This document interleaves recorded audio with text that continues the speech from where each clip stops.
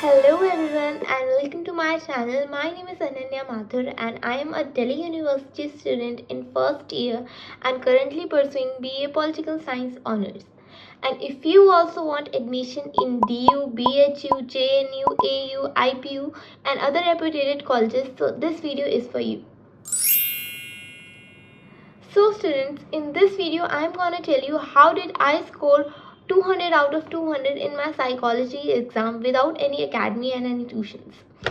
So student, first thing I would like to tell you कि बहुत सारे लोग हैं कि CUET को बहुत डिफ़िकल्ट मान लेते हैं और इस वजह से उनकी प्रिपरेशन अच्छे से नहीं हो पाती है.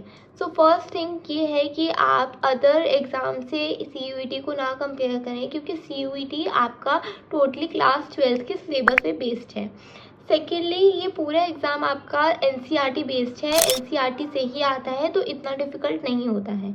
और थर्डली एक चीज़ जो है, इस बार आप लोगों के लिए CUET 2025 में CBT मोड आ गया है, मीन्स कंप्यूटर बेस्ड टेस्ट होगा आपका. तो इसमें इतने लेंदी क्वेश्चंस नहीं आएंगे जितने कि 2024 के एग्ज़ाम में आए थे.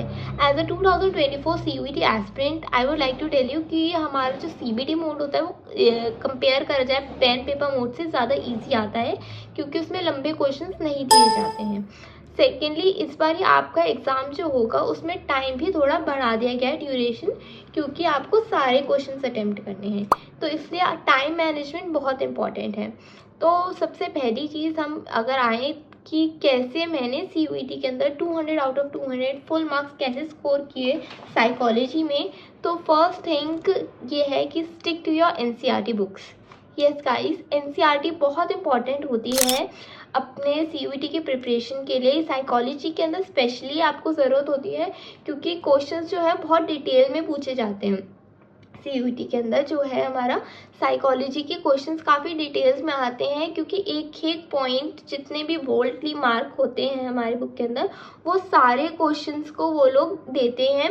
एंड थर्डली एक चीज़ मैं आपको कहूँगी कि रेफरेंस बुक जो भी आप लें वो ऐसी लें जिसमें इंफॉर्मेशन गलत ना हो, क्योंकि लास्ट ईयर मैंने जो बुक ली थी एरिहंत की थी वो अच्छी थी काफ़ी, उसमें अच्छे मॉक पेपर थे, बट एक चीज़ जो थी उसमें काफ़ी सारी एरर्स थे, मिस्टेक्स थी, जिसकी वजह से अगर हम सिर्फ उस पर डिपेंड हो जाए तो हमारे काफ़ी सारे नंबर कट जाएंगे.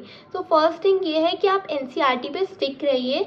NCERT की एक एक चीज़ को बहुत डिटेल में पढ़ें. अगर आपने 12th में पढ़ा है तो आपके लिए इतना डिफ़िकल्ट नहीं होगा, but if you haven't study psychology in your class 11th and 12th तो you have to take reference book. And reference book भी आप अच्छे से कोई ढूंढें, उस वाली बुक से आप सबसे पहले समरी पढ़ें. अगर आपने 12th में भी पढ़ा है तो फिर भी मैं आपको सजेस्ट करूँगी कि समरी बहुत इंपॉर्टेंट है कि आप सारे चैप्टर्स की समरी पढ़ें, क्योंकि आपके पूरे क्लियर हो जाए कि क्या क्या टॉपिक्स हैं, क्या क्या अंदर के अंदर इसमें पढ़ाया गया है. और उसके बाद आप अपनी NCERT में इम्पॉर्टेंट पॉइंट्स को लिख लें नोटबुक में. जितने भी बोल्ड वर्ड्स इसमें लिखे होंगे उसको आप एक नोटबुक में लिख लीजिए, बिकॉज कि बहुत इंपॉर्टेंट होते हैं. पेपर के अंदर ज़्यादातर क्वेश्चंस उससे ही आते हैं जितने भी बोल्ड मार्क वर्ड्स होते हैं, कोई भी आउट ऑफ सिलेबस क्वेश्चन नहीं आता है. थर्डली एक चीज़ मैं आपको बोलना चाहूँगी कि जितने भी साइकोलॉजी के नेम्स एंड थ्योरीज हैं उसको बहुत अच्छे से आप लर्न करके जाइए, क्योंकि थ्योरीज ज़रूर आती ही आती हैं. ऐसे को क्वेश्चन दे देंगे कि इस पर्सन को एंजाइटी वाले इश्यूज हो रहे हैं, जैसे उन्होंने लिख दिया कि उन्हें कुछ भी इश्यू अगर हो रहा है, किसी बच्चा है उसे ये प्रॉब्लम हो रही है तो बताइए कौन सा डिसऑर्डर है.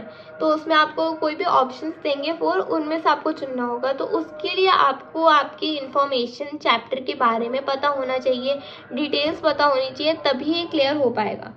थर्डली आपको फोर्थली एक और चीज़ मैं आपको कहूँगी कि केस स्टडीज़ की प्रैक्टिस बहुत कीजिए. मॉक टेस्ट के अंदर जितना भी होता है कि मैंने जितने भी करे थे लास्ट ईयर ट्राई, उसके अंदर कहीं भी केस स्टडीज़ नहीं थी, but case studies are important because वो आती ही आती हैं केस स्टडीज़. लास्ट ईयर भी 2 केस स्टडीज़ आई थी और वो काफ़ी ज़्यादा उसमें से क्वेश्चन दिए गए थे कि आपको एक केस स्टडी दे देंगे, उसमें से ही 4 या 5 क्वेश्चन आएंगे. तो पहली चीज़ ये है कि केस स्टडीज़ आप पढ़ें। ज़्यादातर क्वेश्चंस आपके केस स्टडी के चैप्टर नंबर 4 साइकोलॉजिकल डिसऑर्डर से आएंगे, तो उससे बहुत सारे क्वेश्चन आएंगे। तो मैं आपको सजेस्ट करूँगी कि उस चैप्टर को आप अच्छे से करके जाएं एंड जितने भी थ्योरीज़ हैं उनको अच्छे से करें, जितने भी साइकोलॉजिस्ट हैं उनके नेम्स अच्छे से करें। एक एक थ्योरी को एक नोटबुक बनाएं, उसके अंदर थ्योरीज़ लिखें, उन थ्योरी का नाम लिखें और उसके आगे उनके साइकोलॉजिस्ट का नाम लिखें। जैसे कि हार्वर्ड गार्डनर, उन्होंने ये वाली थ्योरी ये दी थी और कौन से टाइम पीरियड में दी थी, ये भी क्वेश्चन आ सकता है। जैसे कि हमारा चैप्टर नंबर 4 में है एवोल्यूशन, उसके अंदर साइकोलॉजिकल डिसऑर्डर वाले चैप्टर में एवोल्यूशंस वाला है, साइकोलॉजी कैसे इवॉल्व हुई, तो उससे भी क्वेश्चन आए थे। क्वेश्चन था मल्टीपल चॉइस टाइप था क्वेश्चन, मुझे यहाँ तक याद है कि रेजोनेंस थ्योरी कौन से ईयर में आई थी, कौन से पीरियड में आई थी, एंड एग्जॉर्सिज्म से क्वेश्चन बहुत आए थे। ऐसे ऐसे क्वेश्चंस आपके पास आएंगे। सबका सेम ही पेपर होता है, बस ये होता है कि सबके ऊपर नीचे क्वेश्चंस हो जाते हैं, क्वेश्चन सबके सेम ही रहते हैं। तो आपको दूसरों से ज़्यादा अपने पेपर पे ध्यान देना, क्योंकि आपके -1 हो जाएंगे अगर आपने एक भी गलत करा तो। एक भी गलत करने से काफ़ी सारे नंबर कट जाते हैं। साइकोलॉजी एक ऐसे सब्जेक्ट है, इसमें डिटेल्स बहुत इंपॉर्टेंट हैं and we have to stick to the point. हमें पॉइंट चेंज नहीं करना है। प्लस ये MCQ बेस्ड ही है, तो हम इसके अंदर कुछ गलती करेंगे तो सीधे डायरेक्ट नंबर कटेंगे ही। 1-2 नंबर हमें फालतू चीज़ लिखने के नहीं मिलेंगे, इसमें हमें कुछ लिखना नहीं होगा, डायरेक्ट टू द पॉइंट हमें सीधे आंसर करना होगा। सबसे पहली चीज़, अगर आपको CBT मोड में नहीं आता है देना एग्ज़ाम, आप एक बारी वीडियो देखिए। यूट्यूब पे बहुत सारे वीडियोस हैं कि कैसे CBT मोड के अंदर हम कैसे पेपर दे सकते हैं, कैसा होता है। इसमें 3-4 ऑप्शन एक्स्ट्रा ऊपर दिए होते हैं कि आप इसके अंदर आप बाद में चेक कर सकते हैं। आप वो चीज़ मत कीजिएगा, क्योंकि उससे बहुत ज़्यादा गलती हो जाती है। मैंने ये मिस्टेक लास्ट ईयर करी थी कि मैंने टोटल 50 में से 40 क्वेश्चंस करने थे, मैंने 41 क्वेश्चन कर दिए थे। जो एक क्वेश्चन था मैंने उसमें डाल दिया था कि मैं रीचेक के लिए, उसमें ऑप्शन आता है कि आप इस वाले क्वेश्चन सेलेक्ट कीजिए या आप बाद में जब दे देंगे उसके बाद आप चेक कर सकते हैं। तो मैंने वो कर दिया था और मेरे पास टाइम कम बचा था और वो क्वेश्चन उसी में ही चला गया था। वो तो अच्छी बात थी क्योंकि मैंने टोटल 40 क्वेश्चन अटैम्प्ट करे थे, दैट्स वाई मेरा सब क्लियर हो गया। बाई चांस अगर आपका कोई क्वेश्चन आप रिमाइंड मी लेटर वाले में डाल देते हैं या रीचेक में डाल देते हैं, तो वो क्वेश्चन अगर वैसे ही रह गया वहीं पे, तो बहुत ज़्यादा इशू क्रिएट हो सकता है और आपके नंबर कट सकते हैं उससे, क्योंकि नंबर मिलेंगे ही नहीं आपको, वो क्वेश्चन ऐसे ही रह जाएगा वहाँ पे। तो ये चीज़ आप मत कीजिएगा। ये एंड एक और चीज़ मैं आपको बताऊँगी कि टाइम मैनेजमेंट बहुत इंपॉर्टेंट है। पर जब CBT का पेपर देंगे उसमें एक टाइमर बन के आता है, उसमें टाइम चलता रहता है साइड बाय साइड। तो आप हर एक क्वेश्चन को 1 मिनट से ज़्यादा ना दे, क्योंकि आपका अगर बाय चांस कोई क्वेश्चन में आप अटक गए तो आपको उसमें ज़्यादा टाइम लगेगा।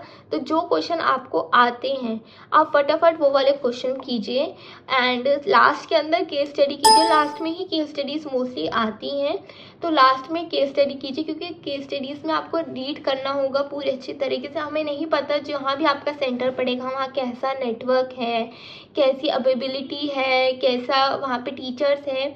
तो मैं आपको सजेस्ट करूँगी कि टाइम को अच्छे से मैनेज कीजिए, अच्छे से पहले सब कुछ पढ़ लीजिए और जब आप सेंटर की तरफ जा रहे हों तो एक चीज़ मैं आपको सजेस्ट करूँगी कि समरी ज़रूर पढ़ें, क्योंकि समरीज बहुत इंपॉर्टेंट होती है। एक बार एक चैप्टर आपको क्लियर हो गया और जो आपको मैंने एक पेज कहा है बनाने को जिसमें आपको थ्योरीज एंड नेम लिखने हैं, वो भी आप करके जाते वक्त सेंटर से जाने से पहले या एक रात पहले आप अच्छे से तैयारी कीजिएगा। उन दोनों चीज़ों को आप अच्छे से लर्न कीजिएगा, क्योंकि ये 2 चीज़ें अगर आपकी हो गई तो आपके साइकोलॉजी में मेरी तरह 200 आउट ऑफ 200 पक्के हैं। कोई मुश्किल नहीं होगी, पेपर इजी होता है एंड अच्छे से अपनी NCERT की चीज़ को आप लर्न कीजिएगा एंड बोल्ड वर्ड्स को ध्यान रखना है। रेफरेंस बुक ज़रूर लेनी है। ऐसे मैंने सुना है कि बहुत सारे यूट्यूब चैनल्स अलग हैं जो बता रहे हैं कि मॉक्स की प्रैक्टिस कीजिए। जी हाँ guys, mocks are very important thing, but you can not only depend on mocks, क्योंकि मॉक्स से ज़्यादातर क्वेश्चन सेम नहीं आते हैं।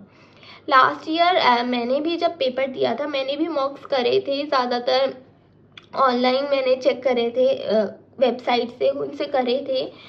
वो वाले क्वेश्चंस में से आउट ऑफ जितने भी मेरे 50 क्वेश्चंस थे उनमें से 1 या 2 क्वेश्चंस थे जो कि उसमें से आए थे, ज़्यादा नहीं आए थे। Mocks are important but for only for आपकी स्पीड बढ़ाने के लिए, नॉट फॉर कि क्वेश्चंस उसमें से आएंगे कहीं आप मॉक प्रैक्टिस करते रह जाएं और आपके एनसीईआरटी और इम्पॉर्टेंट पॉइंट सारे वहीं छूट जाएँ। क्योंकि मॉक्स में ज़रूरी नहीं है कि मॉक वाले क्वेश्चन ही आएगा, या 50 मॉक्स करें उनमें से सिर्फ 2 क्वेश्चन आए तो कोई फ़ायदा नहीं होगा। तो आप ये चीज़ ध्यान रखिए कि सिर्फ आप मॉक्स पे डिपेंड ना रहें, साइड बाय साइड आप अपनी दोनों बुक से अच्छे से पढ़ें, मॉक्स भी करें। और अगर आपको नहीं आता है सीबीटी मोड में कैसे पेपर देना है उसकी वीडियो ज़रूर देखें, ज़्यादा मुश्किल नहीं होता है और सेंटर में आप जल्दी पहुँचें। एंड स्टे हाइड्रेटेड, अपनी वाटर बॉटल लेके जाएं क्योंकि बहुत ज़्यादा गर्मी होगी जहाँ पे आपका सेंटर पड़ता है, वहाँ का हमें फैसिलिटीज़ का नहीं पता, तो आप अपनी बॉटल लेके जाएं। एंड जितनी भी गाइडलाइंस आई हैं उसको ज़रूर फॉलो करें ताकि आपको टाइम मैनेजमेंट में कोई ज़्यादा इशू ना है, आपको वहाँ पे रोके ना।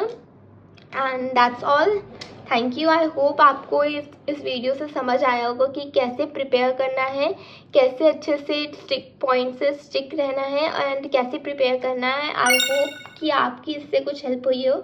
Thank you.